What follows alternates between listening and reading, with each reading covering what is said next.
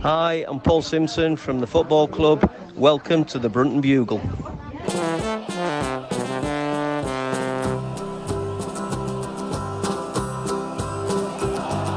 we come, blue and white, and we're looking good. You'll be in for a fight, and we fight pretty good. Getting goals is our job, and we get goals good. Looking good, we are Carlisle United.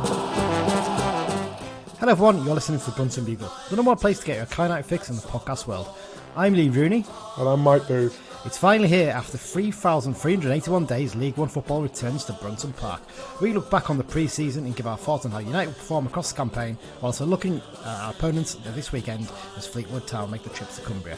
With a pass so true to Boulder Stone and Clark's in view. There's a cross and a run, the old 1-2 and a shot. Once again, picked a really long and complicated introduction there, just to make things easy. Yep, 3,381 days since that miserable afternoon where we got beat 3-0 by Wolves in the final game of the 2013-14 season.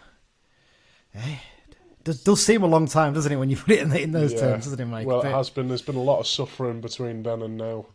Yes, but now we're back. We're back in League One, and I think we all accept it's going to be a challenge. It's not going to be certainly as easy as last. Well, not saying last season was easy, but it's certainly unlikely to go the same way as last season. But you never know. You never know. Fingers crossed and all that. But yeah. So we're back for the first preview episode of the season. Thank you to everyone for your kind comments about the season preview that we did for League One the other day. And I've had a few people messaging me saying, "Is Mike serious with that top two prediction?" So.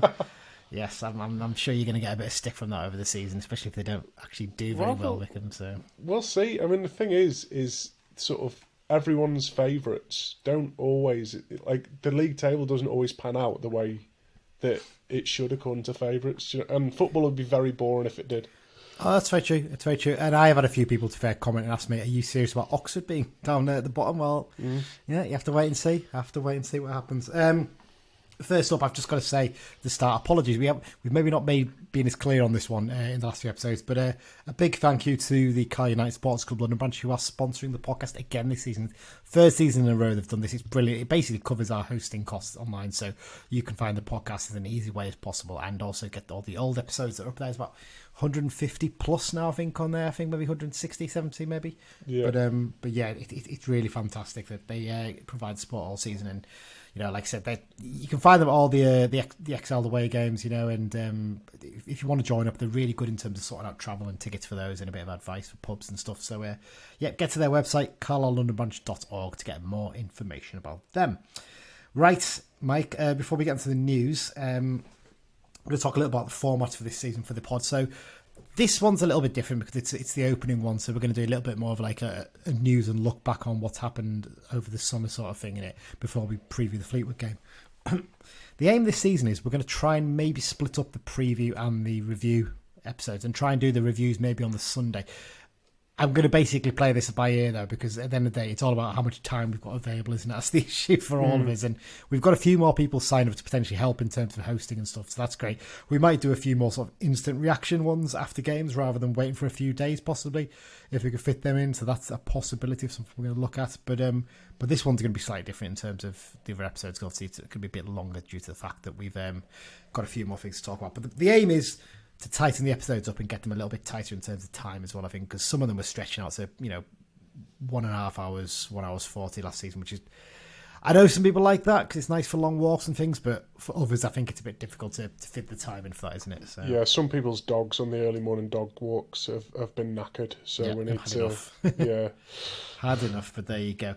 Right, so before we do the news, we're going to start with the question of the week. And we're going to start this at the start of episodes now. So as you're listening along, you can try and maybe work it out. And then sort of halfway through the episode, when we do the half-time break, or maybe towards the end, we'll give you the answer. So obviously, Dan isn't with us this week. He's unfortunately having to work, and he's just not available to record. So Dan has provided us with the question for this week, and here it is. Now, this incarnation of a football team in Fleetwood has only been around since the late 90s. So they've only actually had a dozen or so managers, two of whom have actually managed Carlisle as well, Stephen Presley and John Sheridan. The question concerns the latter of the two, John Sheridan. He was at Fleetwood just before he came to us. He managed 13 games, for them and 32 for us. Which club did he have the better win percentage, and what was that win percentage?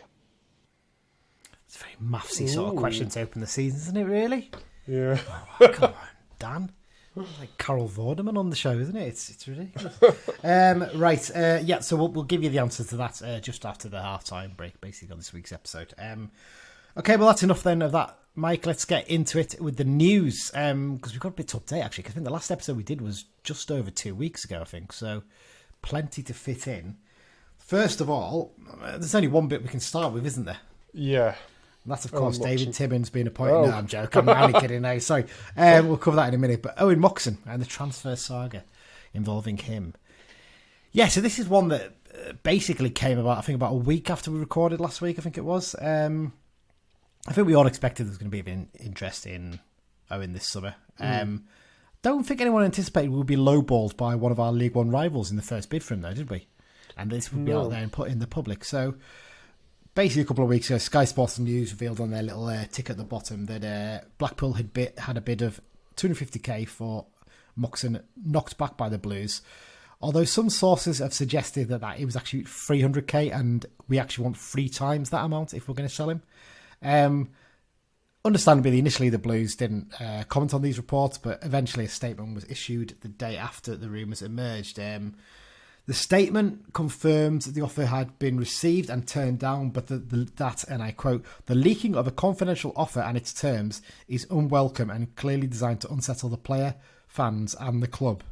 It went on to confirm that the club had actually offered Owen a long-term contract that had been made prior that offer to the bid coming in, and the club would like to continue to work with his agents on that offer to keep him here for the long term. And I think Simo's made a few comments about, the fact that he could make a real impact and, a real statement in terms of, a legacy almost if he stayed on with the club, Moxon. What's your initial thoughts on this one, Mike? Well, my initial thoughts is that I'm glad that we've turned down the offer. I think Moxon will be vital for us if we're to sort of stay in League One this season. And financially, I think that is worth a lot more than, say, 250,000 quid. 100%. 100%. I agree with you on that one. My thoughts on this are, normally the club don't comment on things like this, understandably, little tittle-tattle and rumours and stuff like that. Well, you say that, though, but the amount of we had it in January where there was rumours about him, and Simo said there's been no offers. There's been... So, yeah, but they don't comment. To be fair, that's more of Simo saying there's been no offers for our players, isn't it? It's the more general kind. They don't, but when there's nothing, they'll say there's nothing. Yeah, they generally don't comment on specific rumours like this, usually. Now, my feeling is, if the offer from Blackpool or any other club came in and it was a lot nearer to our valuation, let's say our valuation is 900 grand, and the offer comes in, it's 650, 700 grand. I don't think they then get involved in this, disappointed in it being league sort of thing. I think there's more a case at that point you say, right, if you're going to make an offer, you're going to have to up it a little bit and be more serious. I think the fact that it's lowballed us so much, and the fact that it's been leaked by his agent, I think has wound the club up quite a bit, hasn't it? Now, we should make clear here, Graham Kavanagh is involved in the agency that Owen Moxon is linked to. I don't know if he's specifically his agent, but this is something we probably need to be clear on, because I've seen a few people say, I think we've sort of mentioned it before, he may well just be a player liaison type. He might not be the actual agent who gets involved in that side of things. We're not 100% certain, but he's definitely involved with him, and I think Taylor Charters as well, I think is one of the ones on the same agency. So if this is applied by the agent to try and force a move, it's not worked very well. If it's applied to maybe up his contract offer, I'm not sure it's going to help a huge amount in that either. I just don't see how this is helpful, do you? No, not really. It's a frustrating one, isn't it? It's kind of totally unnecessary on the start of a season. We saw what happened with Aaron Hayden a couple of years ago. That obviously wasn't done out in the public so much, but essentially forcing a move just before the start of literally the day before the start of a campaign was unbelievably frustrating for us at that point. The thing with Owen is he's a local lad, and I think there's an expectation, he'll just sign a deal. He must love playing for the club, but he is 25. Yeah. You've got to remember that. This is a big chance for him potentially if a club comes in, and it might pain if he'd be able to say this, but Blackpool probably are a bigger club than us, realistically. They've got a bigger history, certainly, in terms of, the past and, FA Cup finals and all that kind of thing, and being in the Premier League. they get bigger crowds than us. Realistically, he could probably double his wage to go there. But that doesn't mean we're going to accept the first offer that comes in, are we? No. I mean, for me, I understand it. He's not going to stay at Carlisle till he's 35. It's not going to happen. And good players, if they move on and they do it in the right way, I wish them all the best. But for me, I think, and this is me being biased as a fan, but he should sign the new contract. If we put in £1 million release clause in there, any club that is bidding £1 million for him is serious about him and wants him to be a big part of the team. If clubs are going to lowball with low offers, they might sort of be a little bit unsure on him and think, oh, well, maybe he can work his way into the team or whatever. But if a club's bidding £1 million plus, they know what they want. They know they want him, and they know that they want to have him as a key player for them. Yeah, absolutely. It's a difficult one, and I hope he doesn't start getting stick from people on not signing contracts and things like that, because he's entitled to do that. Yeah. And look, at the end of the day, we've got him for now, and look what he did last season, what he delivered for us. It's incredible. So no one should be giving him any stick about not signing contracts, stuff like that. He's completely entitled to do what is best for him in this situation. And let's not act like we haven't benefited heavily from the fact that we got him for free from Man Athletic and what he's delivered for us at the end of the day. So it's a tough one. I really hope he stays. I really hope he signs a deal. If we were to receive an offer close to 7 figures in this window, I think it'd be very hard for us to turn down, though, if he's not going to sign a contract. I just hope, though, that if that is what it comes to, that it isn't on deadline day where we don't have time to get a replacement in. Yeah, absolutely. That's what we're hoping for, isn't it? There you go. I think we've covered that enough. Let's hope come Saturday he's in the team sheet. I'm pretty sure he's going to be. I don't think any move's going to happen anytime soon if it is going to. So, we'll have to wait and see with that one. Right, signings. So there's been 3 more new ones come in, hasn't there, Mike, since we last recorded. One of them, not at all a surprise, really, is it? Let's start with him. Finn Back.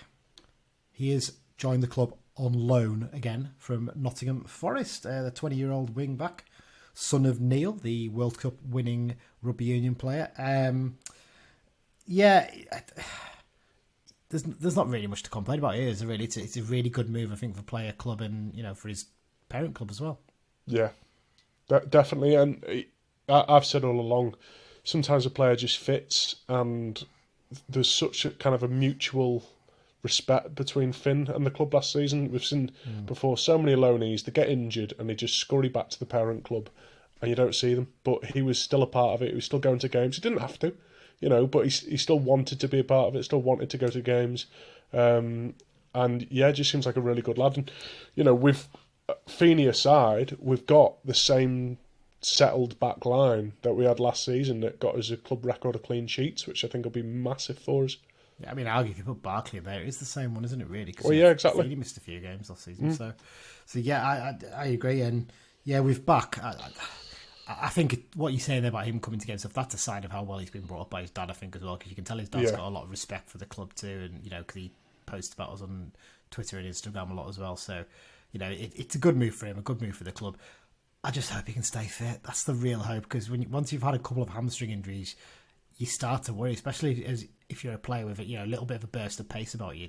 It can come back to bite you sometimes, can't it? So yeah, but I think though last season Jack Ellis kind of proved when he came in to fill in for Back when he was injured that he's capable of stepping up. So maybe at the start of the season, Back won't have to be doing Saturday, Tuesday.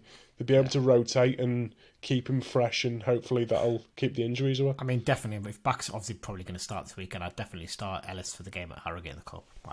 No doubt. Definitely. Don't overwork him at this stage, definitely not. Second one in, it's one you mentioned in the season preview, Mike, already.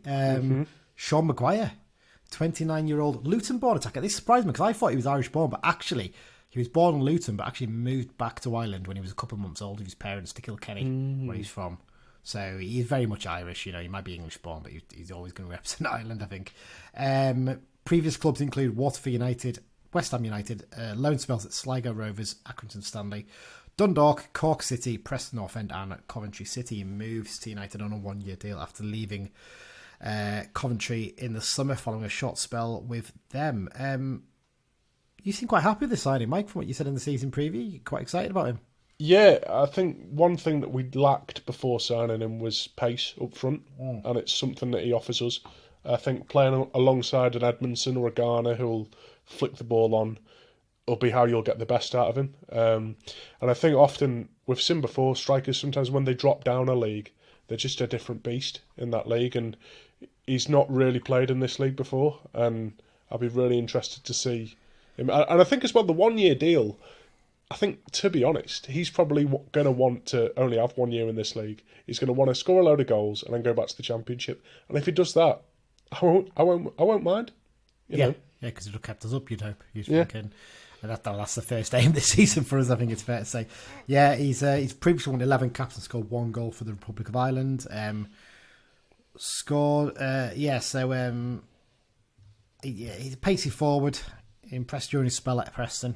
Got a bad hamstring injury there, though, again, so that does worry us slightly because they don't know how good he's going to be on this second spell. Preston fans seem to really like him. They thought he looked a real play before he got that injury. So if he can rediscover a bit of that, you never know. He could be a real find. But I just hope he's not like another Stephen Elliott who came in and looked such quality in those 4 or 5 games he played and then got a really bad injury and you didn't see him again. So that's the hope. He can keep himself fit. But Simo does seem quite impressed with his fitness levels, I think, from what he said in one of the interviews the other day. So hopefully that means he can stay. And like you said, he adds a bit of attack, a pace and a little bit something different to the attack, doesn't it? I think that's the way you describe it.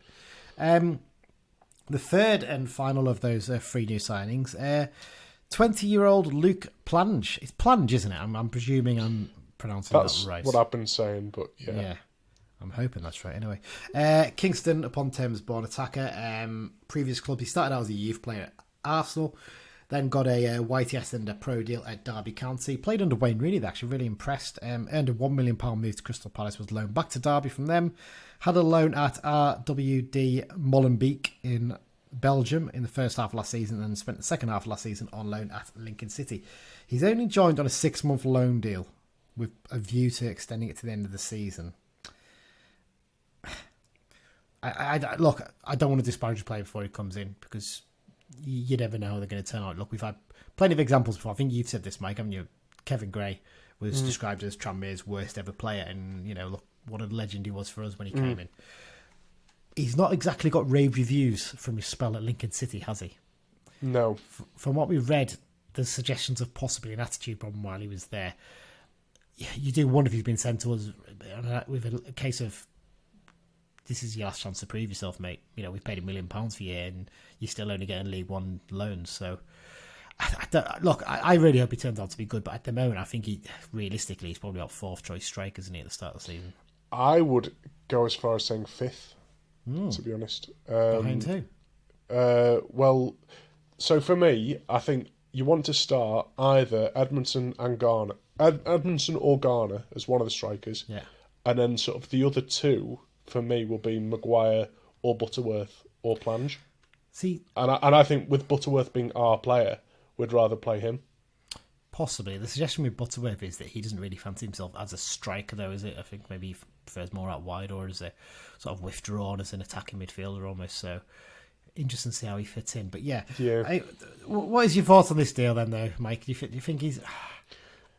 I do wonder if we've sort of dropped down the list of players we wanted and maybe we've got quite a favourable deal from this one. I mean, I'm only speculating it. I think it was a case of we said, can we have J.K. Gordon? And they said no. And then we said, well, can we have someone else? And they said, you can have this guy. I mean, the comments from Lincoln fans seem to be that he's lazy, which I don't like to see. I think, if you're not the best, if you're not the most prolific, at least put a bit of effort in. So, sometimes players can not be happy though in spells, and that can reflect on the pitch. And sometimes you just need to get the best of him. You'd kind of hope that maybe coming into this environment, he might find it a bit easier. And Sean Derry I think he's involved in the academy again, isn't he? At Crystal Palace, and he's a big mate with Greg Abbott. So I wonder if Greg's maybe said to him, "Look, he's a good player. He just needs the right environment and the right treatment, almost basically." So. Yeah, I mean, there's clearly something in him. Otherwise Palace wouldn't have paid £1 million for him. He got nominated for Championship Player of the Month when he was at Derby.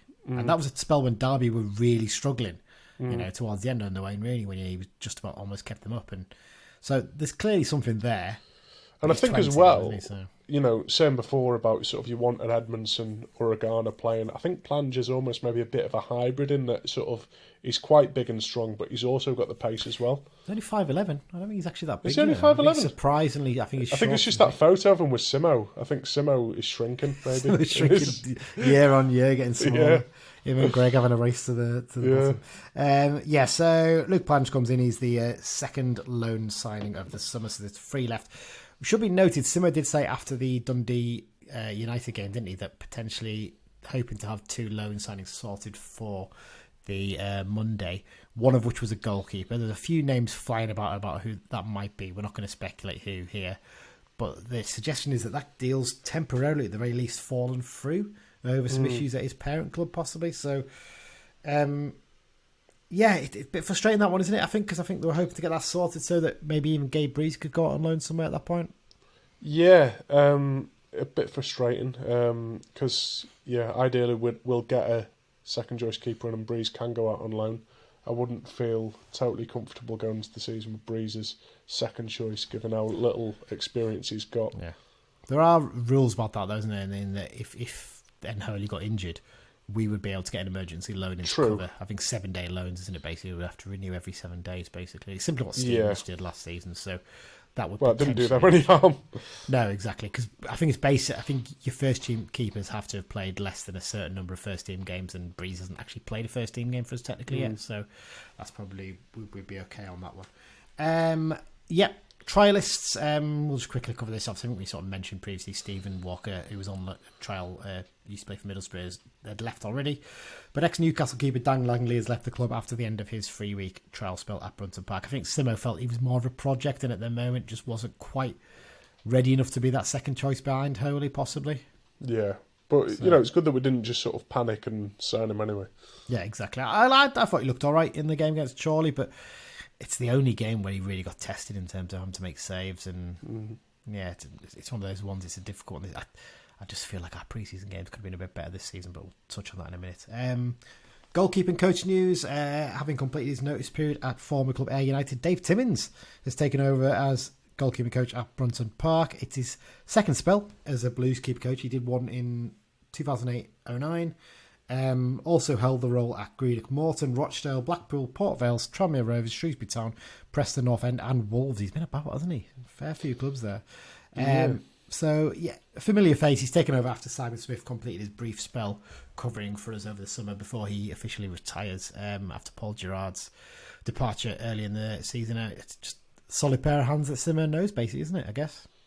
Yeah, although 08-09 it had me thinking, who do we have in nets then? It was Ben Williams, wasn't it? Yeah, but we have Tim Krul that season as well, briefly? Yeah, and I think we had someone on loan from Manchester United. Was it Ben Amos? Ben Amos, and I think Ben Anick as well, possibly. We had both of them, didn't we? So, we had a few loan keepers that season. That was back when you could still have the 90-day loans. Yeah. Oh, how we miss those days, don't we? Eh? Yeah, the good old days.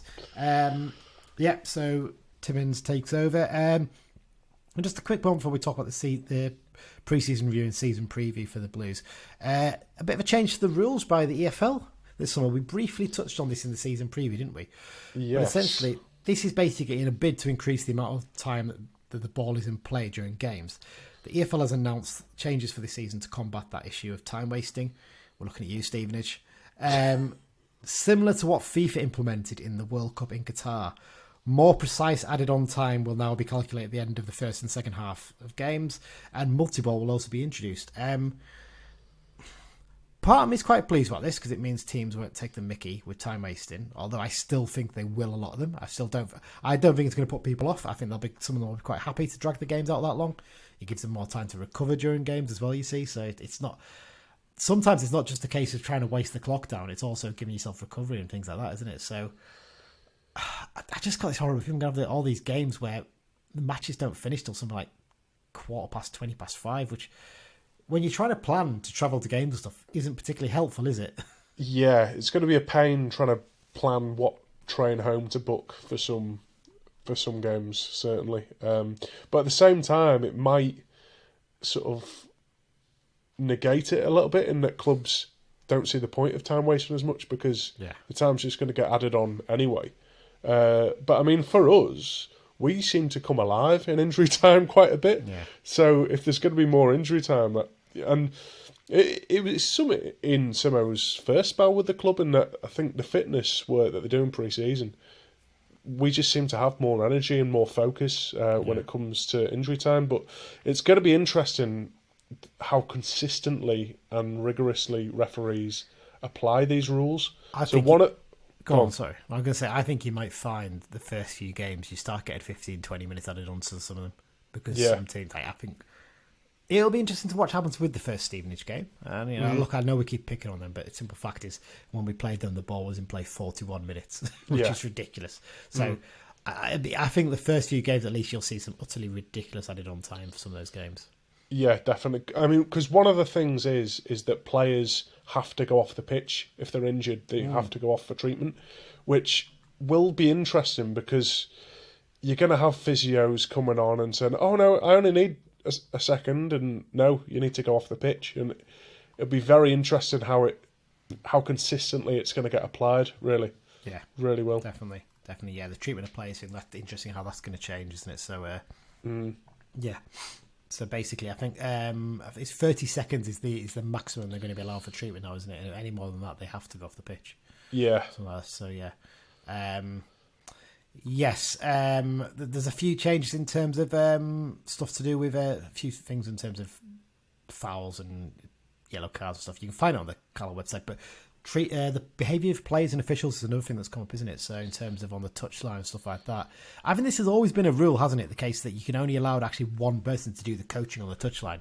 The other person has to stand back from the technical game. But policing that hasn't been the best in the past, has it? I think it's fair to say. No, and this thing about sort of players who want just the captain to speak to the officials and stuff, they seem to regurgitate this every season, and it doesn't happen in the Premier League. So, like, how do they expect it to kind of trickle down? The simple solution for all this is, right, they said I think any more than two players around the ref now, there'll be bookings handed out, won't there? I think what you'll find is, what they should do is, you should basically just hand out those bookings in the first game. First time it happens, just book them. And if they don't like it, tough shit, basically. So that's what they should do. Whether they will do that or not, I don't know. So, like I say, I just can't, like with the sort of time added on and the injury stuff, I can't see this being a consistent thing. No, I think you're right with that one, but there you go. Right, that's the news covered, Mike. Let's do a quick pre-season review and season preview. So, campaign's almost upon us. Only a few days to go as we record now on Wednesday. So, summer signings. So there's, I think there's been 9 in now, I think, is it in total? What's your initial thoughts? Happy? Yeah, I Wanted think a bit better, maybe? I mean, I wouldn't say I've been blown away, but I mean, previous seasons, some of the signings that I've been most excited about were Zach Clough and Billy Painter. Yeah. So, it's not always how it pans out. So yeah, I'm quite content. I think, like I said before, I'm glad that we've got pretty much the same back line. That's important. I think our midfield last season was League One quality. We've pretty much still got that. Obviously it's the forward line. There's been a bit of chopping and changing, but I think Edmondson has League One quality about him.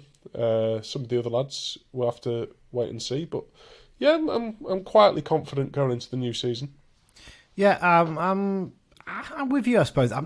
What I'm pleased about is getting all the loanees back, basically. Obviously, bar Gordon, obviously, and I think the expectation was that Gordon was one we wouldn't get back, I think, because Palace have got probably bigger plans for him. I think we did quite well to get him in the first place, I think, when we initially got him on loan. I was pleased we got all them back. I think there's been a couple of nice additions on top of that. My concern is attack and adding a bit of quality in there. And I think losing Patrick, I was a little bit disappointed about, to be honest. I was more disappointed about losing Patrick than I was Feeney, because I felt with Feeney, there's other players we could bring in to replace him, and obviously we brought Barkley back in as well. I think I can do a great job on the right side of that defence.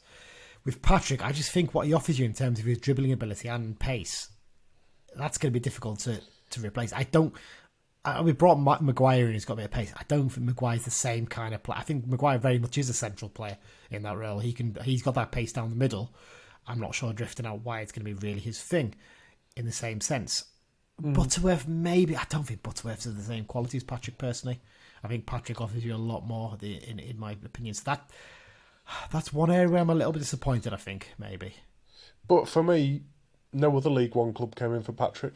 So No, but I think Patrick's move. Obviously, that's something we haven't mentioned actually, because it's one we would cover in the X-Files. We're not going to do the X-Files this week. We're going to leave that till next week, I think. But yeah, he's obviously signed for Sutton now. I think his move to Sutton is more a case of family circumstances and being happy about playing in the position he wants to play and proving he can do it. I think he backs himself to go to Sutton, have a brilliant season for them playing on the wing, and possibly get a move to a bigger club playing as a winger. Which fair play to the lad if that's his attitude. I totally respect the fact that he's backing himself there, and doing what feels right for him. So yeah, I think it's a little bit different with that one. But yeah, I think generally happy enough with the summer. Don't want to say I'm disappointed. I think that the problem is, I think it's been a big eye opener for us, hasn't it? That how difficult it is going to be to get a player of quality in at this level. I think it's going to take us a season to us. If we can establish ourselves this season, next summer you probably find we can get a much better quality player in, because we are ahead of schedule at the end of the day, aren't we? That's one thing that's undeniable. Yeah. But I think as well, a lot of our pre-season expectations from the outside, like I can see why people are all saying that we're going to go down, because from the outside looking in, we've lost our captain, we've lost our top scorer from last season, we've lost our hero from Wembley. Like from the outside looking in, that looks like a disaster. But we know the reality of it is that come the end of the season, Dennis was possibly our fourth choice striker. Feeney was injured for a lot of it, and Patrick was, a lot of people were quite happy to see the back of him. So yeah, I'm not too bothered by those things. I think it's a new season. We've got the same manager. Yeah. I think we're solid as well. I think that's the thing that stands for me. Having that defence as well. The defence is the big thing for me. I think that's a massive, massive bonus. And the thing is as well, is it's easy to forget, last season as well, people will say, we only sort of scraped up through the playoffs. But we know if it wasn't for injuries last season, we would have walked automatic promotion. Yeah, 100%. Simple as. So. We probably would have been in second place if we get going to the form we had. But injuries cost us, and that's all. That's the main thing. Pre-season results, do they matter really? Looking back at them, I mean, I feel like I would have liked us to maybe face the Championship club possibly as a different sort of test. I think last season in League 2, playing against Bolton Wanderers from League 1 was a really good test and really worked for us. The problem with playing Dundee United is they're like 2 or 3 weeks ahead of us. Their season started already because they played the cup games, so that made it a bit tougher. 2-0 defeat. I can't really talk about it because I didn't go to it because the price was so high. Something that Simmer did comment about after the game, didn't he? And I don't even know if the club put the highlights up yet on YouTube. I haven't seen any yet. So no, I found some of the pre-season highlights quite unwatchable. It's difficult because you're having to use very basic setups in terms of the gantries and things like that. It's tough, but yeah. So I haven't seen the Dundee United highlights. So I have no idea what the goals were like. So if they were good or not, just is what it is. I've heard Holy maybe could have done better with the second, although he might have been fouled. But yeah, I'm not really too fussed. I mean, Chorley a couple of years ago we went there and we were pretty rubbish and scraped a win, I think, in the pre-season game. Whereas this time we've a 1-1 draw. They look quite good, Chorley. Actually, I wouldn't be surprised if they did quite well in their division this season. I was quite impressed. With them, well, you mentioned before that Wolves game and when we were last in League One. But the pre-season before that season, we beat Bolton, I think 3-1 or something. And Bolton were in the Championship then. And I think after that game, people thought we were going to have a really good season. So, no, for me, pre-season doesn't really matter. It's what you do on the opening day that counts. Yeah, I went to that Chorley game and. I mean, you'd probably argue that the team that played Chorley was probably nearer to our second choice 11. When he plays, he really impressed me. Were McGeoch. Impressed with him. I really like the look of him. I think he looks a real player. Jaden Harris. I genuinely was impressed with Jaden Harris. A few issues in terms of his discipline. He probably nearly got himself sent off by flying into a few tackles and arguing with the ref a bit too much, which you want to see him up for games, but it's pre-season. Jaden, calm yourself. You don't want to get banned for the start of the campaign. So I was really impressed with him. I think he could really make an impact this season. And Ben Barkley was the one who really stood out. The rest of them, Taylor Chatter's had a few little moments, and a couple of the subs did okay, but the rest, much of a muchness, are not really doing enough to probably push for the starting 11 places. I think we'll talk about starting 11s obviously later, but yeah, I think it's pretty settled on that. In terms of the opening run of games, Mike, in fact, no, tell you what, we won't talk about opening run games because we'll talk about that in the preview section for the Fleetwood game. What I've got now is some of our 6-second reviews and a couple of newbies have sent us in their thoughts for the summer and how they think things have gone and how they think the season's going to go. Should we start off with the star of the show first, of course? Go on then. Young Craig has done it. I asked for about 60-second to 90-second review. 2.5 minutes of Craig coming up here, but if he's going to do it, he's going to do it thoroughly, isn't he? So there you go. So here's Craig's preview, review, whatever you want to call it, from the summer and what he thinks of the season ahead. Hi Dan, Lee and Mike, it's me Craig and I'm back again, and this is my prediction for the League One 2023 to 2024 season. I think that this year it looks a very strong side with some signings definitely helping. It's nice to see the likes of Ben Barkley and Alfie McCalmont back. It's also nice to see Finn coming back. Hopefully he won't get injured this time, because that would make a very big difference and it would help quite a bit. On the looks of the release list, I think we did okay. It won't affect us too much going into the League One season. Really, it's kind of just about staying up this season and achieving as much as we can. I'm not predicting us to be the next Luton Town, go from League 2 to Premier League in however many seasons it was, but it looks like a good season. I'm very confident we can stay up. We just need to get a good run of form going. Hopefully we don't play like we did on Saturday against Dundee, because that was just not good enough. All you can really say is I hope that we're saving it for the start of the League One season. Some of the new signings, baller or bust. In pre-season, all the players that we had last season looked quite good in pre-season. Although Ben Barkley was playing out of position, and the new Sam Lavelle. He looks a very strong person in defence, and he already looks like he's been part of the team for a while now. And yeah, overall, my prediction for the season is that we will survive and achieve the place of around 17th or 18th. I don't think we'll go down, because I do think we are better than some of the other teams in League One at the moment. Just hopefully that we play better than we did against Dundee and all looks good for the season. Thanks again. Up the Blues.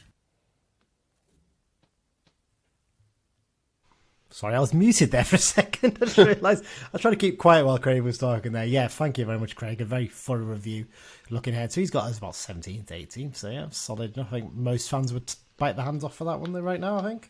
Yeah, I think so. Yep. Right, Nick Brown, who gave 6-second reviews a couple of times last season, he sent one in, and here is his. I'm finding it almost impossible to predict what will happen with us this coming season, as we've been away from this level for so long. I've realised I don't really know anything about it anymore, to be honest. But I do have a funny feeling that we're going to do better than a lot of people are predicting us to do. I don't see why we can't, trouble at least mid-table. The league doesn't look particularly terrifying to me, and there's no way Simo, despite publicly saying that staying up is what he wants, he won't be happy with staying up by the skin of our teeth. He'll be wanting us to push on as high as we can up that league. So I'm going to go with comfortably mid-table, upsetting a lot of the bigger teams, turning teams over at Brunton Park, and a couple of good results on the road as well. My prediction is 12th, comfortably.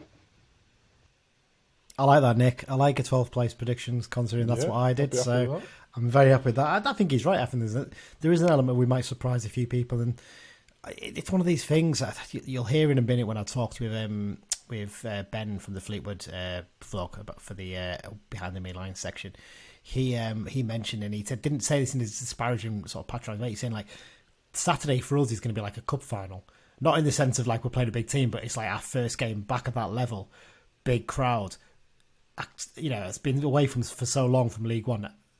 You know, the excitement, anticipation, and he worries him, and he thinks, well, you'll probably beat us because you'll have that crowd behind you, and I think that's going to happen on a few occasions this season. There's going to be that excitement when we get, you know, the likes of Derby coming to Brunton Park, and, you know, Bolton, and hopefully with big crowds behind it, we can cause a few upsets in those games, definitely. And I think, like you said as well, I think on the road, I think we're going to have some really big away followings at the likes of Bolton and Wigan and stuff, and like hopefully, you know, I mean, it's a cliche, and you sort of think it a lot this season, but last season, I really felt as a fan we were the 12th man in a lot of games. Like, you really felt like you were part of the team, and to be honest, there were some games.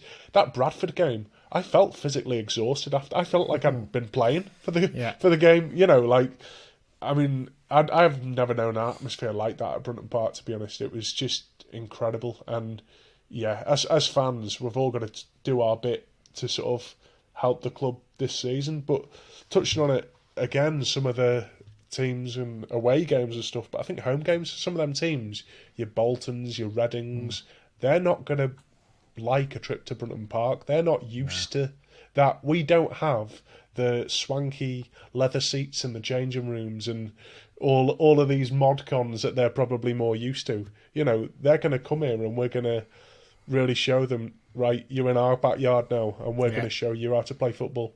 Absolutely.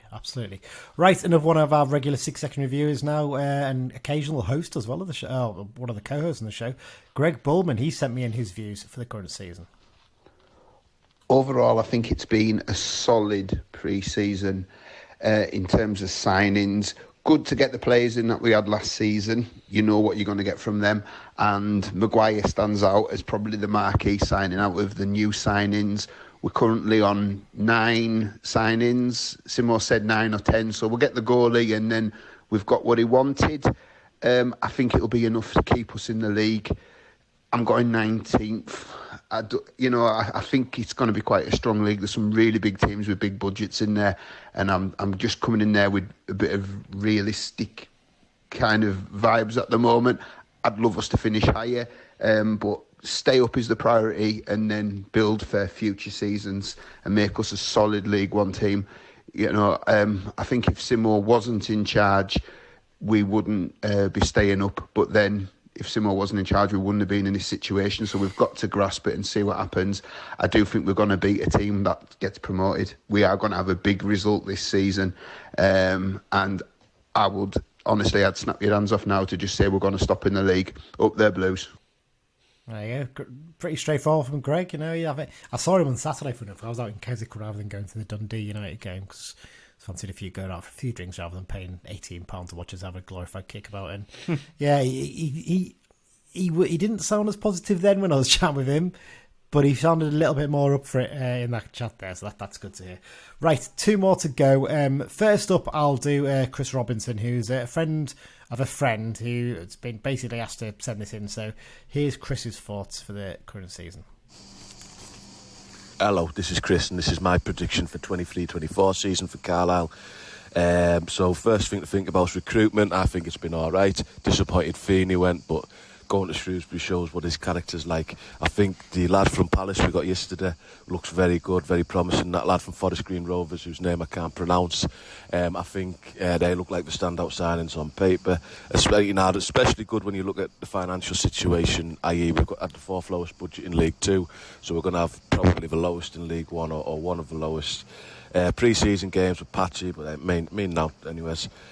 Moxon, I think that's going to be a massive factor on how well we do if we keep him, if we tie him down, if we put our hands in our pockets and give him a good wedge. I think he's worth about 15 to 20 points just having him in the team and the deliveries and just the way he can thread a ball from midfield. So that's going to be a massive factor. If we keep him, I reckon we're going to slip into the playoffs in 6th place. If we don't keep him, I reckon we're looking at mid-table. And maybe I'm being blindly optimistic and massively biased, but you know, sometimes it's nice to be mildly optimistic and massively biased. So playoffs if we keep Moxon, and obviously we'll win them playoffs. And if we don't, we'll have to settle for mid-table mediocrity. But that's not a bad place to be, considering where we were 2 years ago. Chris, we love a blind optimist on this show. We really, really do. We all are. But we don't like people who talk too close to the microphone. He's not the only one, to be fair. I need to start pulling people up on this. You don't have to hold it right up to your mouth. It's fine. You won't get as much of the old, the popping. But thank you, Craig. Chris, your first contribution to the show. I hope we'll get a few more from you this season as well. Hopefully we'll be talking about positive results, and you can turn out to everyone else said, look, you have little faith. I was the one who was right. But I think he's right. Owen Moxon's going to be very key if we can keep hold of him. And I think that can make a big difference, can't it? Yeah, definitely. Well, it had me kind of thinking then, like the last time a Paul Simpson team got up to this league, and sort of the 06-07 season, and we're all hoping and praying that we kept hold of Michael Bridges, and we lost him. But we finished 8th that season. Despite losing him, the rest of the team was a Paul Simpson team, to be honest. So well driven side, wasn't it? I think that's the key thing, wasn't it, as well? So it really definitely. Time. Right, one last one, and this is a very much a mutual friend of us both, Johnny Atwood. He sent us in his thoughts for the campaign. I was with Johnny at the Chorley game, so interesting to hear what he has to say. Firstly, I suppose it's just brilliant to be back in League One, isn't it? There's a real feel-good factor around the place. Got Simpson in, obviously. I hope he's going to be there for a long time. He's just the best possible man for this club. I think going into the season, the first 10 games are going to be massive, aren't they? Home games, Fleetwood, Wigan, Exeter, Shrewsbury. They're all games that we can be looking to be taking points out of. Stevenage, Port Vale, Lincoln. On the road, again, games we can get points out of. And I think those 10 games are going to be massive. It's a pretty good start. I think we can all agree there. So, we just need to get a bit of momentum going and get points on the board. I think one thing I'd say about the club in pre-season, they've kept us informed about signings. Obviously, going up via the playoffs, we didn't know which league we were going to be in, so it sets us back a bit planning, I think. And I sort of felt like we missed the boat a little bit with a few lads early on. I think the Maguire signing's a good signing. I'm still wondering if we'll be a bit light up top when it comes to goals, but we'll just have to see how these new lads gel and how it all works out. Where are we going to finish? I don't want to put a sort of number on where we're going to finish, but I'd be happy with a mid-table finish, to be honest. I'd just be happy to stay in the division. I think we just need to make sure that we stay in the division and then we build on this now. The worst case scenario obviously would be going down straight away, which I don't think is going to happen. I don't think Simpson will let that happen. Obviously we all know he's a great manager, and I think he'll motivate the lads and he'll get the best out of them, so I think we'll be fine. But as I say, if we can finish sort of mid-table, even if it's a little bit lower than mid-table, I just don't want a relegation battle, but I don't think that'll happen. Pretty fair assessment from Johnny. Very sensible for him for once, I think it's fair to say. Can't really argue with much of that, can you, Mike? No, it was a good point about the first 10 games, though. Yes. They are very much winnable, and I've said all along, form is often a self-fulfilling prophecy, and I think if them 10 games, it sounds ridiculous and it wouldn't happen, but if we were hypothetically unbeaten from them 10 games, teams would come to Brunton Park terrified, and they'd be parking the bus, and that would lead to more draws. Do you know what I mean? And hopefully that momentum means you start regularly getting 8,000 plus gates coming in, and that again, 8,000 plus in Brunton Park is not a nice thing for opposition teams, is it? No, with the stick they get. But there you go. Right, that's the first half of the show done. Then, Mike, let's take a short break, and then we'll be back to preview the Fleetwood game. Hi, I'm Thomas Holy, and you are listening to Brunton Bugle. Into the second half of the show, and yes, we are going to look ahead to the opening game of the 2023-2024 Sky Bet League One season against Fleetwood Town at Brunton Park. It's taking place on Saturday the 5th of August. Before we talk about that, though, should we get the answer to Dan's question, or should we have a little think ourselves? I reckon the best winning percentage is going to be of us. I reckon. I know it was pretty high with Fleetwood, though. I think it was like 40-odd% with Fleetwood. Right, but with us, he had that mad run just before he left, didn't he? I think it'll be close either way. I'll say Fleetwood if you say us. I'll say Carlisle, and I reckon 41.5%. 2%. I don't know how I've got the 0.2 there, but I'm just going to 41%. I'll go with, actually, yeah. What percentage are you going to go with? I'll say 42% Fleetwood. Sod. Right, here's the answer to Dan's question. And the answer is at Carlisle. At Fleetwood, John Sheridan won 6 of 13 for a 46.15% win ratio. And in his 32 games at Carlisle, he won 15 of those for a 46.88 win ratio. So only a difference of 0.73. But yeah, Carlisle, he did better at. It's a lot higher than I thought it would be in terms of the win percentage. That's quite something, isn't it? But like you Yeah, said, he had that run at the end. Close. Yeah. He had that run at the end. But no, fair play. You know, I think he's a good manager, Sheridan. He's just an idiot, isn't he? That's the problem. But there you go. Right. Okay. First up, it's our usual section. And hopefully we're going to have one of these for every club this season, because I'm in a WhatsApp group that your mate, Alex, who's a Reading fan, has set up, Mike, isn't he? With various people from different League One clubs in. We talk about in terms of, you know, any news about our clubs and stuff and discussions, and it's also a great way to get in contact with people in terms of arranging these chats. So Behind Enemy Lines is back, and first up we've got Ben from Cod's Vlogs. He's like an online vlogger. I think he's quite well known in League One. I think Ben, he is a Fleetwood fan here.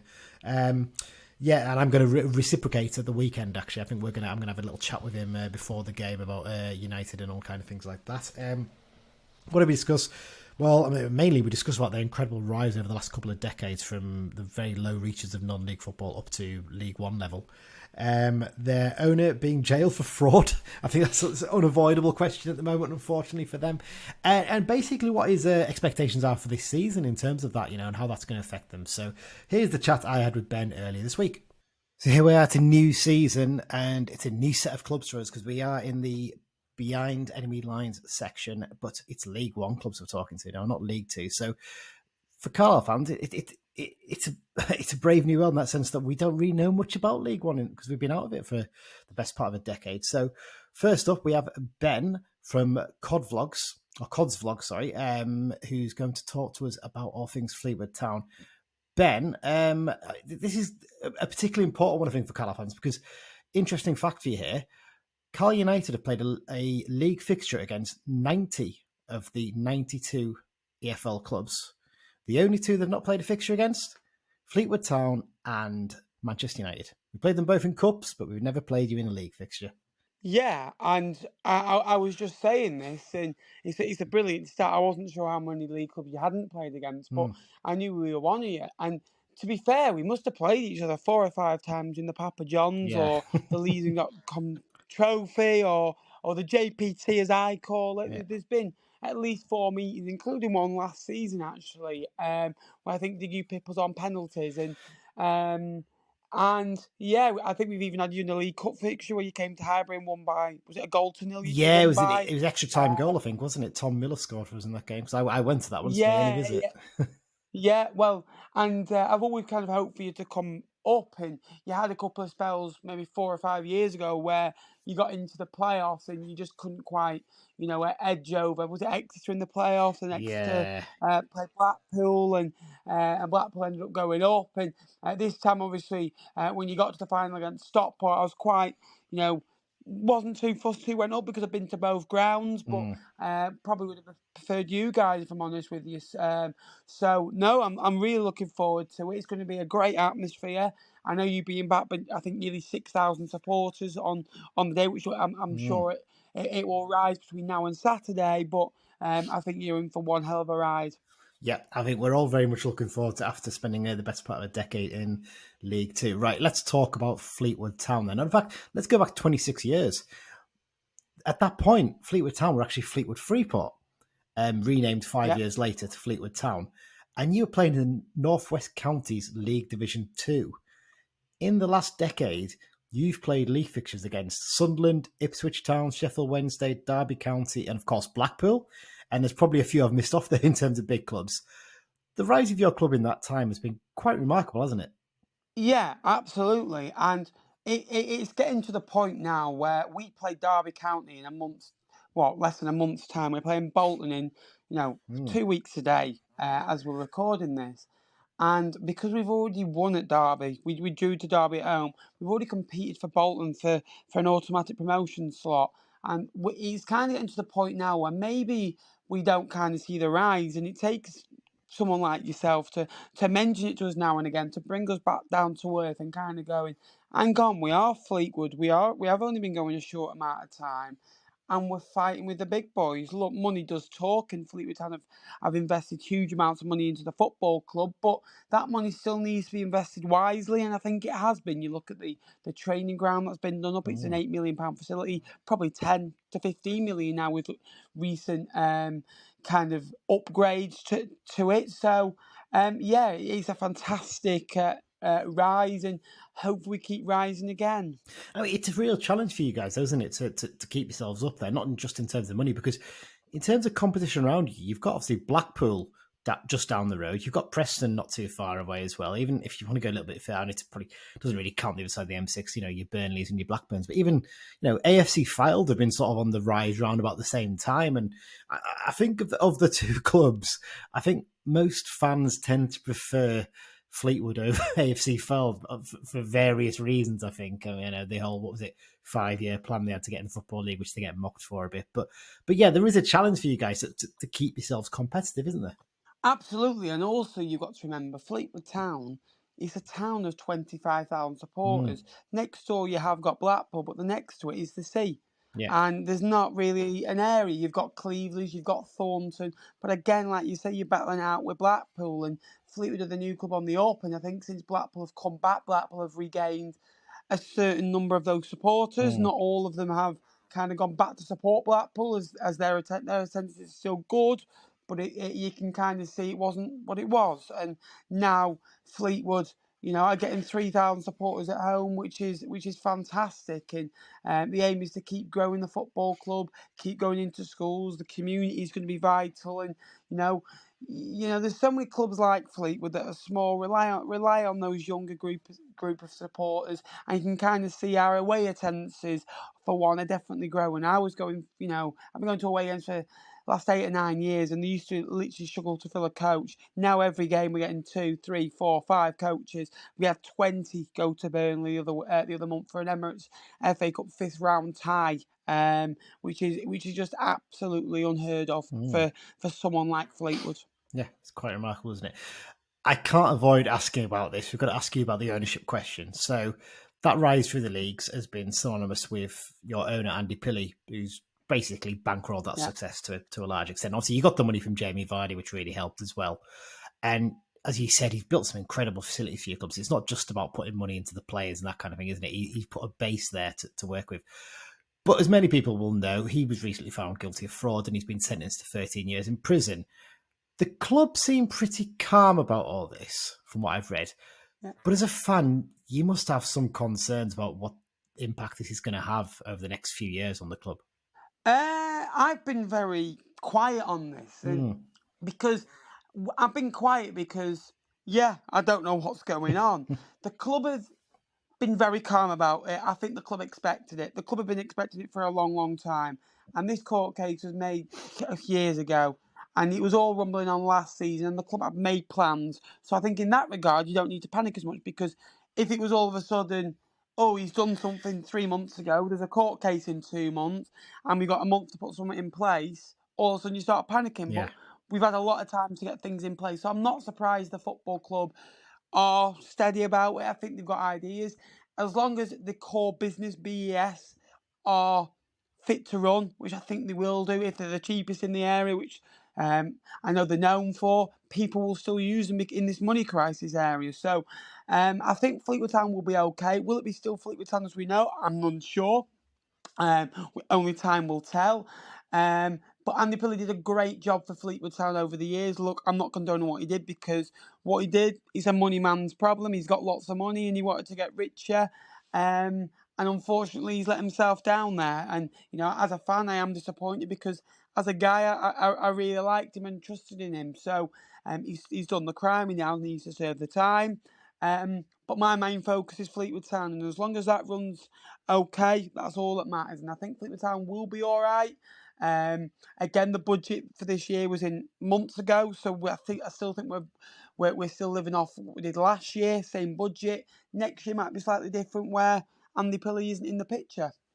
Yeah, that's the challenge, I suppose, isn't it? I mean, that's the thing that does stand out, actually, from the Fleetwood plans I've seen online and stuff, is that quite often when clubs have a lot of money thrown at them, the fans can get a little bit, in the politest way possible, Billy Big Bollocks, and a bit, they start getting a bit of, ahead of themselves and get big-headed. I don't get that impression with Fleetwood fans. I get the impression that they're, happy at how well their club's done, but they're also quite realistic about what to expect in the future. Absolutely. Now, Fleetwood Town's accounts obviously came out, and they always come out, and you're always going to get stick on Fleetwood Town have lost 27 million. You all of a sudden think that 27 million is over a long-term period. 8 million of that goes into a training ground. This time we've just put another million into the training ground. So you're looking at nearly 10 million into the training ground. You've got 2 or 3 million into ground improvements. You've got academy funding. All of a sudden then you've only got about 10 million's worth of losses, which are then his staff. You have got signs where Fleetwood Town have paid big money for players on wages. Look, big money. I think Carlisle in the same boat with us, $4 to $5 grand a week, which is a lot of money for clubs in League One that haven't got big amount of money, unlike some. So, yeah, I think sometimes people need to understand where that money's going. I read, obviously, Sheffield Wednesday's owner has lost £132 million since he's been owner of that football club. It's astonishing, like you say. And they're all saying, well, what have we got to show for that? Fleetwood Town have got to show an amazing, Category B academy, which has just been promoted this year, a new indoor facility training ground. You've got a gym, you've got a bar, you've got, I think there's 4 elite pitches. You've got 5-a-side pitches. You've got things going on in the community. You've got a new main stand. You've kind of got a proper staffing structure. You've got 2,500, 3,000 fans in the door every week. You're in the 3rd tier English football. There's a lot to show for Fleetwood, and my aim's every season. And people go, "Oh, we're going to enter the playoffs this year." I went, and I just say one thing back to them. 50 points. Yeah. 50 points. Yeah. He's like the old cliche with the Premier League. Get to 40 points. Get to 50 points, and then I'll have a look. Yeah. Then I'll tell you. And then I always say something called 63 points, because that's the points tally we got in our first season in League One. And if we can better that, it shows you we've improved over a long-term period. Yeah. Absolutely. Yeah, I'm very similar in that. I'm pretty sure that's what Paul Simpson's going to be saying to us this season. He's going to be saying, we need to basically get to the point where we're safe, and that'll do it, basically. You're making me very jealous of all these talks, these pitches and stuff, because we struggle to find a training facility in the winter at times. But that is something that, as a club, we are looking to improve in the next few years. One thing I was going to ask you as well about in terms of that stuff, you've got a development squad alongside your first team squad, which a lot of clubs do tend to do these days. It's something I think that we as a club would like to do in the future, but just can't really afford at the moment.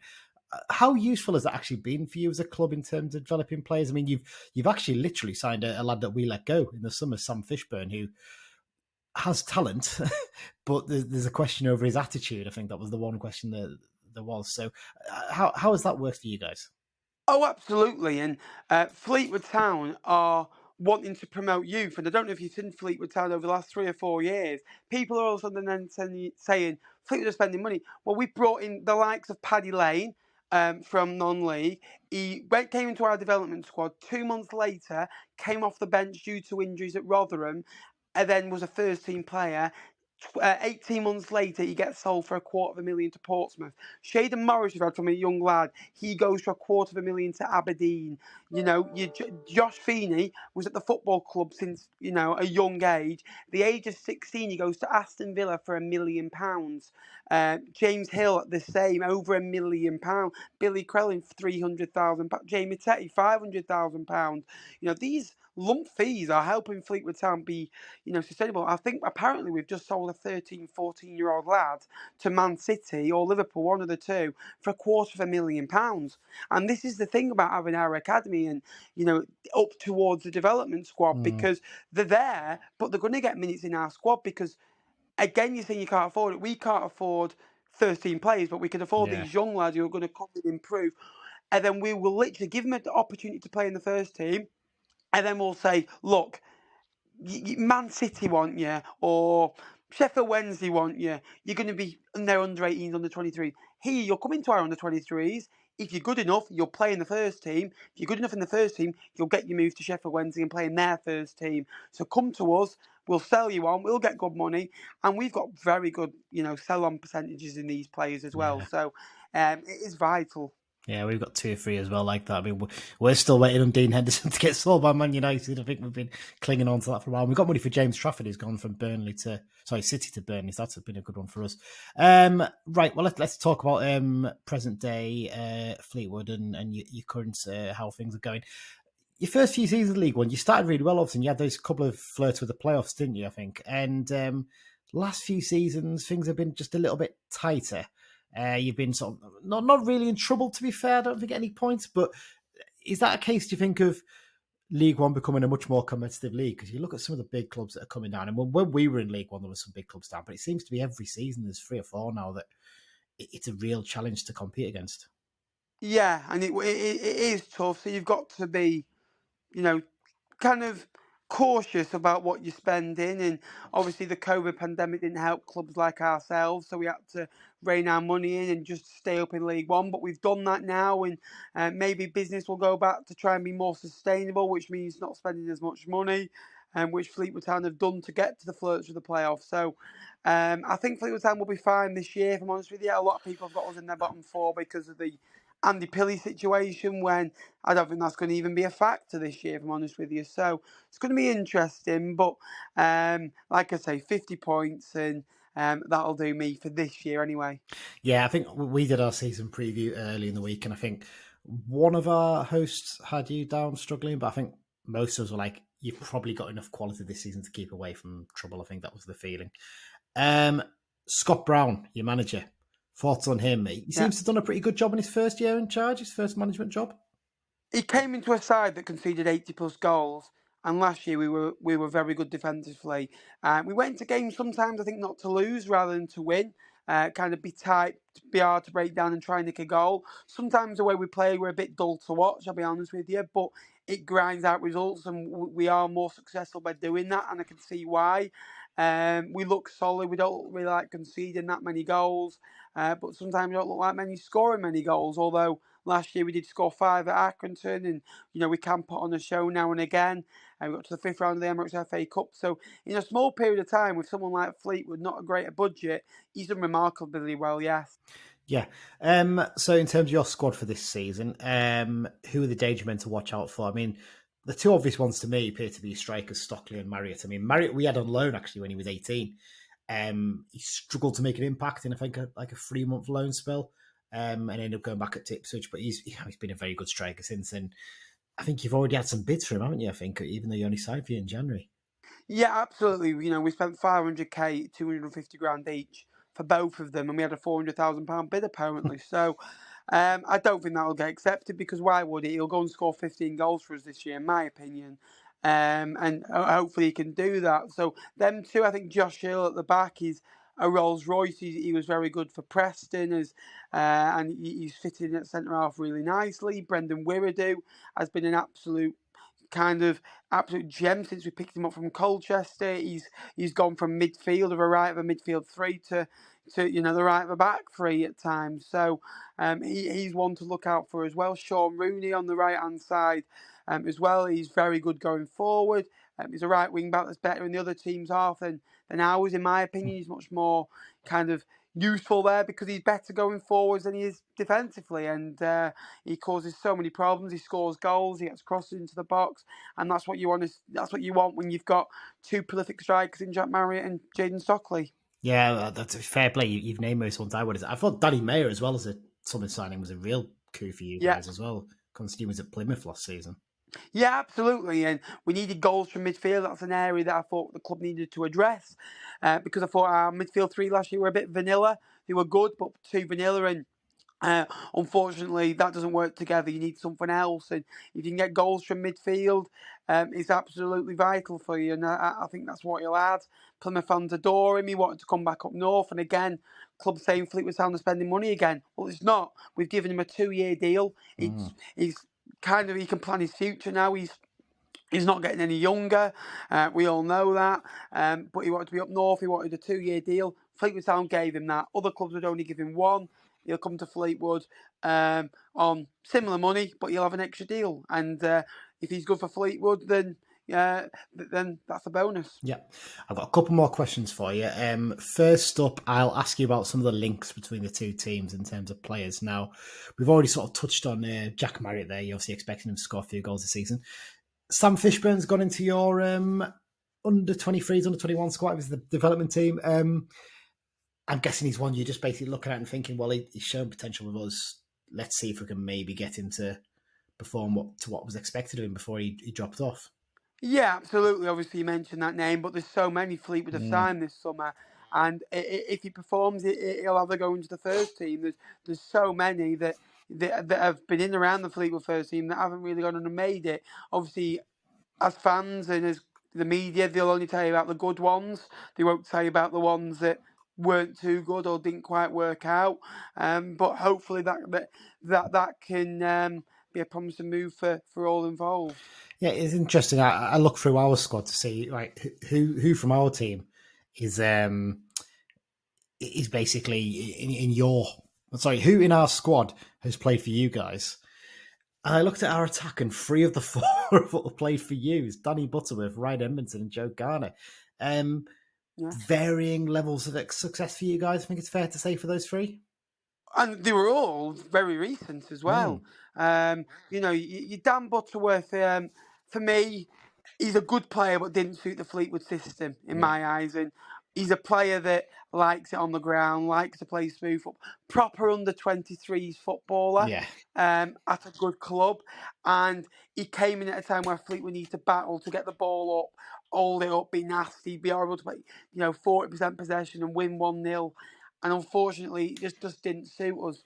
Ryan Edmondson was a good striker. He worked and worked and worked and never, ever gave in. And that's one thing I can really say on Ryan. And he just did not get a chance. And that was a shame because he looked really good when he came in from Leeds. Obviously, I know Butterworth and Emerson have both spent some time at Port Vale as well, haven't they? So there's another bit of a link. And Joe Garner, again, I said at the start of 12 months ago, if you play him for 60 to 65 minutes a match, he will score 10 to 15 goals at this level. Unfortunately, he didn't play. I think sometimes you look at Joe Garner's stats and he's only scored, a couple of goals, and you kind of think, well, that's not great. But he offers you so much more than goals, Joe Garner. And he holds up the ball. He knows when to win a foul. He especially when Carlisle were needing to get results to get into the playoffs and then win those playoffs. You can kind of see Joe Garner is the perfect type of player to have in that situation.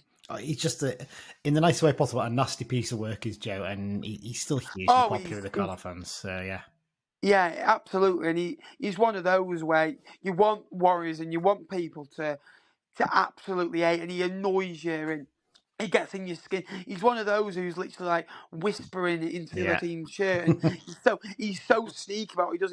He's pulling the shirt, or he'll pull the earlobe off when the referee's not listening, and that type of thing at his age is vital. Yeah. 100%. Right, well, before we get your predictions for this weekend's game, just generally in terms of what are your expectations for the season? I know you've sort of mentioned the fact get to the 50-point mark, but overall, where do you think you guys can finish in the league? Finish above the bottom 4. Finish above the bottom 4. We've had a good season. We're Fleetwood Town, and I think some people need to forget what's gone over the summer. We've only brought 4 players in, which is good. We didn't really need it. My expectation is just to stay up at this moment in time. I'd love to push for top 12. We finished 13th last year. I'd love to finish in the top 12. Don't get me wrong, but I always say at the start of the season, get to 50 points, and then we'll have a look. I don't like saying playoffs this year, top 10 this year. I've actually predicted Fleetwood to finish 15th. So anywhere around that would be good. But obviously, when I speak, I kind of try not to get myself into too much bother that can get myself into a little bit of a corner. If I predicted Fleetwood, say 4th, and we finished 14th, for example. But no, finish above the bottom 4, and I think we've had a good year. And I think the same for you. Yeah, to be honest, I predicted us to finish 12th in the 4-4-2 preview we did. I was probably being a little bit confident at the time. I would 100% take 20th place right now by anybody's hand off to finish in that position. But there you go. Ben, before we go, what's your prediction for this weekend's game? It's going to be a tough game. I really like what you've done over the summer, bringing back Loney's. I think it's been vital. I really like the signing of Sam Lavelle, by the way. I think that's an absolutely outstanding signing. Brilliant at Morecambe. You're going to be tight to play against, and it's going to be, not obviously in the nicest way possible, it's going to be like a cup final for you because you're at home on the opening day of a new division, and it's exciting, and it's going to be feel like that extra bit special, isn't it? So I think you're going to beat us. I think you're going to beat us 2-1, and that home crowd will really make the difference. And we played Port Vale, funnily enough, last year, and on the opening day they won the playoffs, and they beat us 2-1. We went 1-0 up and we lost 2-1. So, and they stayed up just about. So I think if that happened, I think you'd be a very happy man. I'd be incredibly happy. I have to say, I think you're only about the second or third person who's ever predicted us to beat someone in the predictions thing. So thank you for your honesty and your feelings on that. Ben, all the best for the rest of the season after this weekend's game. Thank you, Lee, and yourself, mate. Yeah, huge thanks once again to Ben for giving up his time to speak to us, to be the first League One club to talk with us this season about them. And obviously, Fleetwood are a club that our fans are not going to know that much about, I suppose, Mike, in the sense that it's the first time we've ever played them in a league fixture. We've played them in the Cups quite a few times now. But yeah, it's a little bit of into the unknown, isn't it, for us, I guess, this one?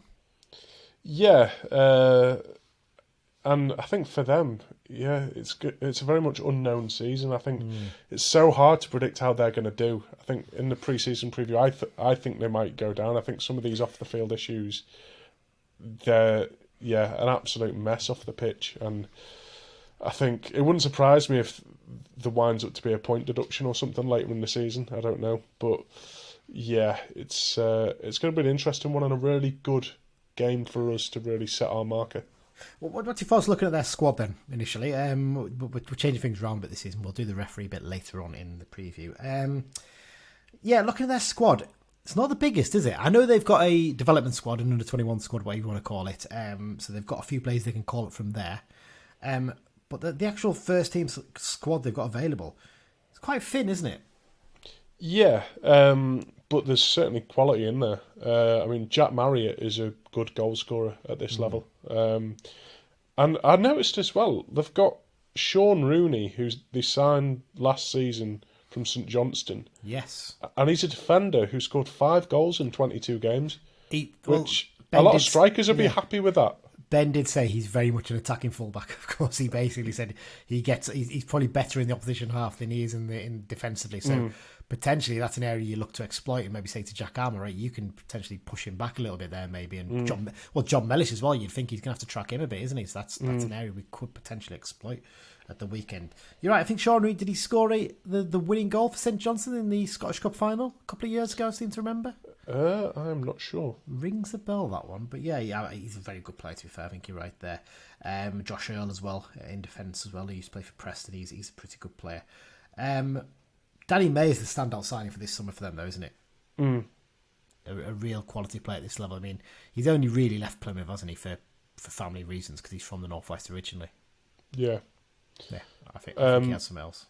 Definitely. And they've got Jaden Stockley as well, who I think he scored pretty much like a goal every other game for Exeter a few years ago. I think most of the clubs he's been at, he's been like that. I think maybe Preston was the exception there. I think he just found that the step up a little bit tougher, didn't he? I think Preston. I mean, even in midfield, Josh Vale is a good player at this level, and Brendan Wiradu, it sounds like he's played more as a defender now. He's still listed as a midfielder, but actually he plays sort of the right side of the centre backs, I think. So I mean, he was I think he was at Colchester, wasn't he? I think, have I imagined that? Name rings a bell in that sense. Sure. I'm going to double check that while we're talking here, but yeah, I think he's another one. Like I said, they've got this development squad, and Sam Fishburne is in there, of course. I don't think he's featured for the first team in pre-season at all, but one player who did feature for them in their final pre-season game, at least against Grimsby, is a young. I'm going to have to get this right. Malice Asamoah. And you think, well, why is that name familiar? Because he is the son of Derek Asamoah. Yeah. So yeah, he signed for them in the summer from. I think he was at Salami's FC in London, which is the club that Derek still plays for. I think they played alongside each other for a game, which is quite incredible when you think about it, isn't it? But yeah, he's an interesting one because I think he's had a spell out in where was it? Oh, in Greece, I think, as well, last season, possibly. So how he will get on will be interesting. Yeah, Weirdo, yes, was at Colchester. Sorry, I've just double-checked there and gone back, and yep, he was at Colchester a couple of years ago. So, yeah, definitely one. But yeah, it's interesting, this whole development squad, because they've got another player called Promise Omasheri, who has quite a lot of promise.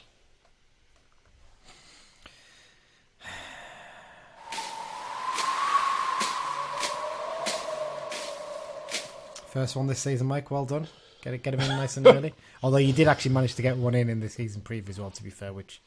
Interesting, you mentioned about that Max Bird. I think Hull have come in for a bid for him from Derby, so he might not actually feature come the start of the season. Yeah, he's done quite well in pre-season as well. I think that Promise Omacheri. I think he scored against Grimsby in the final game as well. Their pre-season fixtures, looking at it, they won their first game 5-1 at Waterford. And Waterford are their sister club, aren't they? I think the guy who owns Fleetwood, who's obviously now in prison, he also bought through the business Watford in Ireland, so they've got a link to Ireland, the Irish football. So they won that 5-1.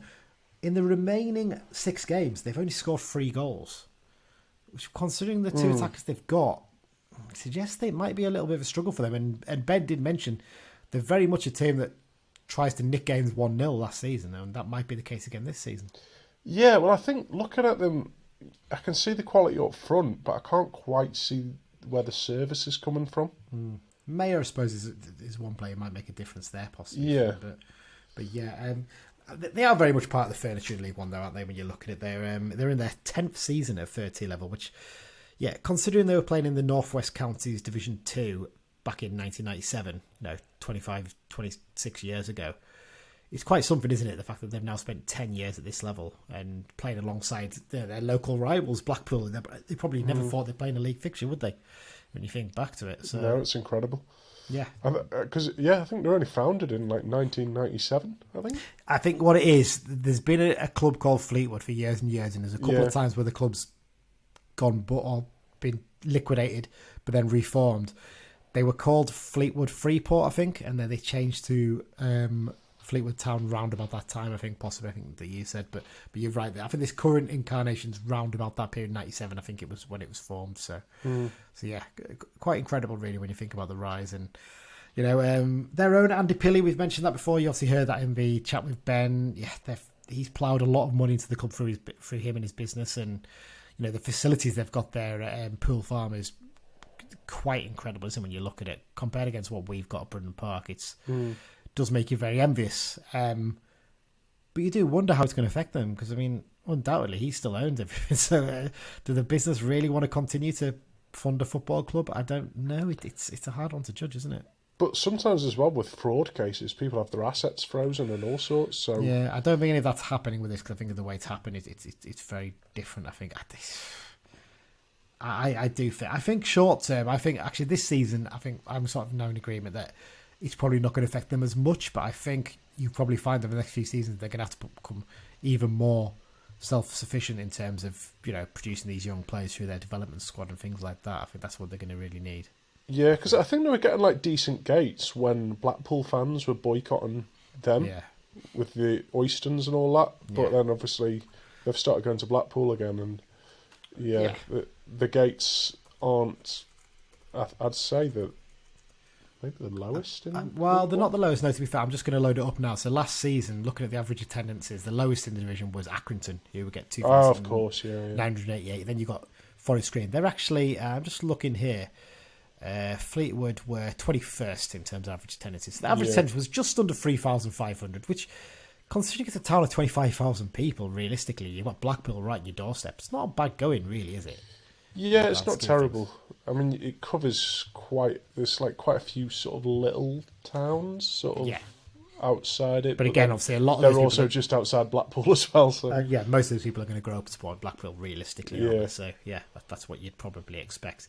As you mentioned, pre-season results pretty mixed. Manager Scott Brown, the former Celtic legend, he's in his second season. He's just signed a new 2-year deal, I think, back in May. seems to be doing pretty well there, doesn't he? Considering all things, getting to what was it, 11th place finish last season? 13th place finish last season. Yeah, pretty good manager. You mentioned Jack Marriott there.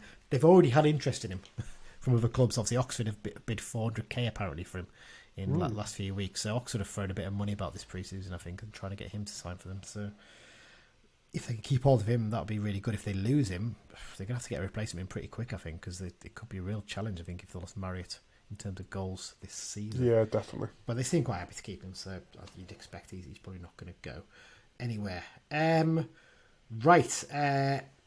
In terms of the matches, in fact, no, not the matches. Let's start off with the return of an old feature, Mike. So we had a feature a couple of seasons ago called They Play for Both. We got rid of it because we spent so long in League Two, we were covering the same clubs each time. So we're freshening it up. We're back into League One now. We've got a new chance to show these things. So here's Dan has sent in a player who played for both, a little bit of a history on him, and this is one he picked. We've brought this little feature back because it's a new division. A lot of teams we haven't played for a long while. So we're going to go for a player who's played for both Carlisle and Fleetwood. And the random player this week is Alex Marrow. Now, what an enigma this lad was. He was quite a coup when he signed for us because he was meant to be a really, really good player. I don't know whether it was his attitude or his work ethic or what. It just never happened. Indeed, he got released from us. But as a player, Marrow started in Bolton and then Blackburn at youth. I don't think he played a game for Blackburn. If he did, it was lower cup competitions. He had a couple of loans, Oldham, Crystal Palace, who then signed him. But while he was at Palace, he got loaned back to Preston. And his first spell at Fleetwood was on loan from Palace in 2012-13 season. I think he played about 20-odd games in total. Yeah, 20 in the league, couple of cup games. He then moved back north, back to Blackburn, where he then went on loan again to Fleetwood in the 13-14 season. He played 8 games in League and Cup, scored a goal, one of only 2 goals in his career. And then at the end of that 14 season, he got released by Blackburn on mutual consent, and he landed at Carlisle. And it didn't really happen for him at Carlisle. 4 league games, 1 League Cup appearance, and he disappeared. He did rock up at Fylde the following season, played 2 or 3 games, and then nobody really knows. Little tale about Marrow. A lad I know from the southeast that I met through a work course. He actually lived next door to him when he was at Crystal Palace in Kent, and he described him as a party animal. So whether the aforementioned attitude, work ethic is maybe ties in with that, but that's not for us to discuss. But yeah, played for both teams, Alex Marrow. There you go. Thanks very much for that, for Dan. I think he was always going to pick Marrow for that one, I think, in terms of getting an interesting name in there. Yeah. Although, looking through the list, there's one name that I've got a list together of quite a few of them that I'm surprised he didn't pick for this one, although maybe he's saving them for someone else, maybe. You've got likes of Adam Campbell, Kyle Dempsey, of course, Ashley Eastham, George Glendon, Simon Grandin as well there as well, Gethin Jones, Paddy Madden, Josh Morris, Ashley Naddison, Jamie Proctor, Jack Selby, Ian Stevens. Again, surprised Dan didn't pick him. Michael Taylor, Magno Vieira, and Robbie Wakenshaw. So there you go. That's some of the players who've played for both clubs. Before we get on to talking about United and how we expect them to line up and stuff, just a little check on the referee for this game. Peter Wright from Liverpool. It's Wright's 6th season as an EFL referee. Last season he handed out 75 yellows and 3 reds in 23 games. He must have had an injury at some point because he didn't cover as many games as a lot of referees do. The last United game he took charge of was the 3-0 win over Doncaster Rovers last October. He booked 3 players that day, one of which was Paul Huntington. Interestingly, this is an interesting little quirk of fate here, he was also referee for Fleetwood Town's opening game of last season. And that game was a 2-1 defeat at Port Vale, who had just been promoted via the playoffs. #Omen. Eh? There you go. Get your money on a 2-1 win right now. Yes, so Peter Wright is the referee for this one. Well, let's talk about United then, mate. So first up, no injury issues other than Kai Nugent, unfortunately, who's out for about 2 or 3 more weeks, I think, with his ankle injury. A real shame that for Kai, isn't it? Because by all accounts, he was having a decent pre-season and impressing with some of his performances. No players out on loan yet, although Simo suggested that maybe a couple of them might be going out on loan soon if we're able to accommodate it in terms of squad availability. What we expected formation-wise for this one, because it looks like it's going to be 3-5-2, but it looks like there's the potential for a variation there this season. In pre-season, we've played a bit with the old box almost that Keith Curl had, didn't he? With like McCalmont and Gibson playing as number 10s behind a striker. I think that might have just been a case of circumstances with the lack of attackers at the start of the pre-season, possibly. So we reckon 3-5-2 probably. Yeah. Defence. Surely the only question here is who plays right side of centre-back. Yeah, me and Dan were talking about this the other day, and I think that Barkley is the best option there. But I think that Lavelle will start. I don't think Lavelle's quick enough to play there. Yeah. But I think he was brought in and sort of told that he'll be playing in the first team. You know, he's given the number 5 shirt. So, yeah, I would imagine he'd start, but ideally I would prefer Barkley. But I agree with you. I think Barkley's that bit more mobile. He's good on the ball. He can get up and down a little bit. You know, he's played wing back, so you know he's capable of getting up and down the pitch, definitely. I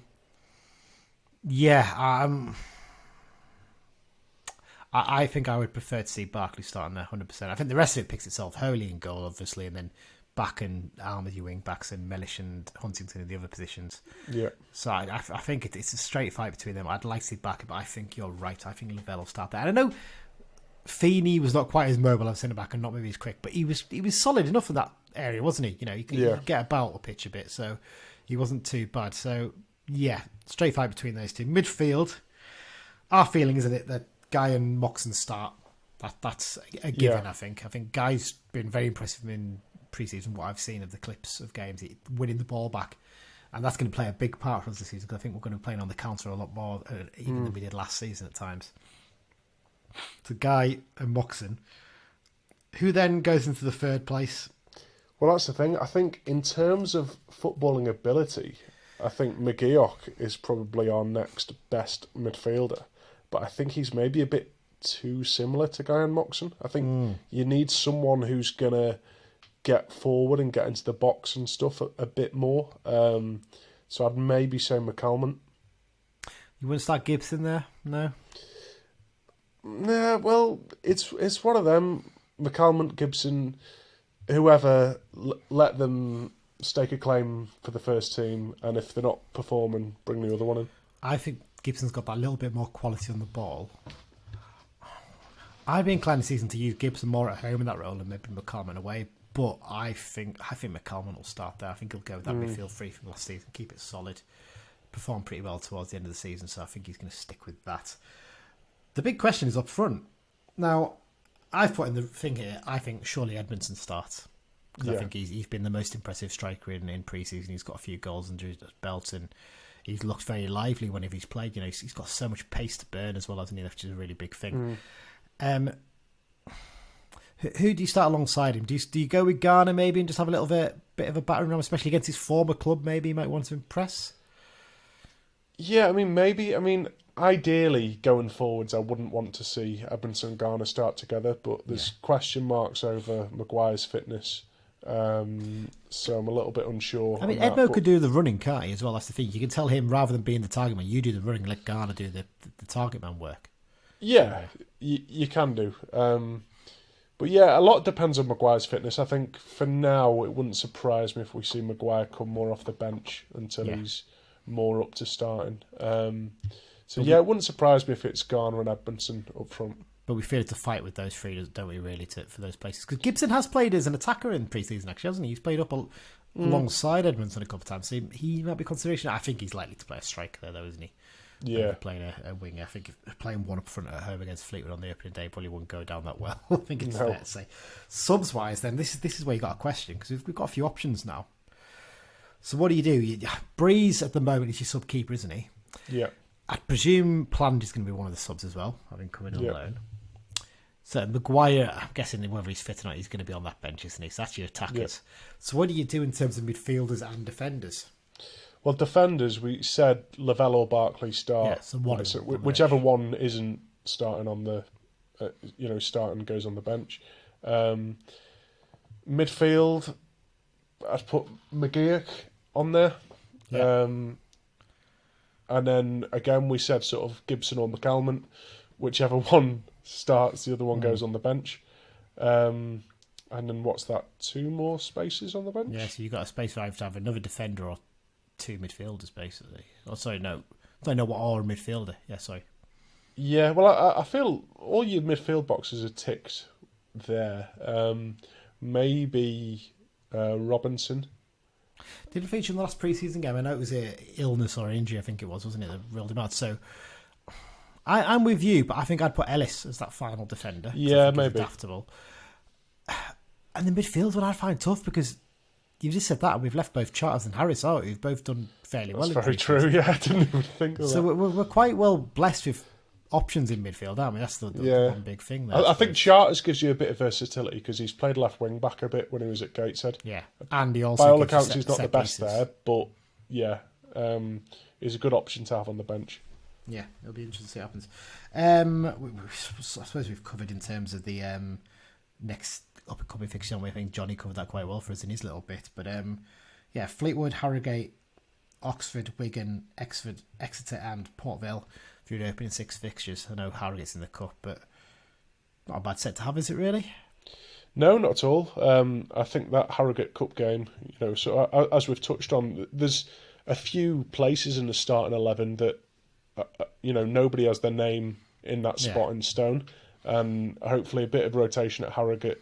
Some players can, state their claim, but it's Harrogate, and they'll probably struggle and we'll probably lose, but we move. I'd be tempted for that game to make almost wholesale changes, basically. Yeah, definitely. Change the whole defence. I'd give Kilsby his debut there, to give him a little run out as well. Well, because I think a team that's hungry to impress is probably likely to do better there than a so-called sort of established team. Absolutely. Right, predictions time then, Mike. I'll let you go first. Got Dan's prediction to follow. So what are you going for? I'm going to go for a 1-0 win with a goal from Ryan Edmondson. Okay, Ryan Edmondson score against his former club. I reckon we're going to surprise people. Having said we weren't going to score goals much, I think we'll shock people with a 3-1 win on the opening day. I think goals from Edmondson, Garner, and who else are we going to have for scoring goals? Owen Moxon. Why not? Moxon to get a goal. So Edmondson, Garner, and Moxon. Right, here's Dan's prediction. Back to League One, eh? Probably couldn't have asked for a better opening fixture, to be honest. Fleetwood won't have too big a following. We're at home. There's still a buzz after last season. You're looking at 8, 9, maybe even 10,000 judging on ticket sales so far. I'm going to go for a good solid 2-0 home win to get the season underway. I'm going to have goals from Ryan Edmondson and Callum Guy. All right, okay, so all 3 of us are going for Ryan Edmondson, so we're expecting to get off the goals nice and early. And yeah, there you go. It's 3 wins to start the season. Even Ben predicted a win for us. So, there you go. It shows everyone's confident of this game, don't they? Yeah, we're not going to do the X-Files. We'll round things up a little bit more in terms of the transfers and stuff when we do the review of the weekend's action, which Dan obviously collates for us. So that's it for this weekend's first preview of the season. Mike, feeling confident? Yeah, there's not a single manager in the world I'd rather have at the helm going into this game, so... Yeah, looking forward to it. Yeah, we've got to be confident. You've got to enjoy it at the end of the day. We've been crying out to play at this level for ages.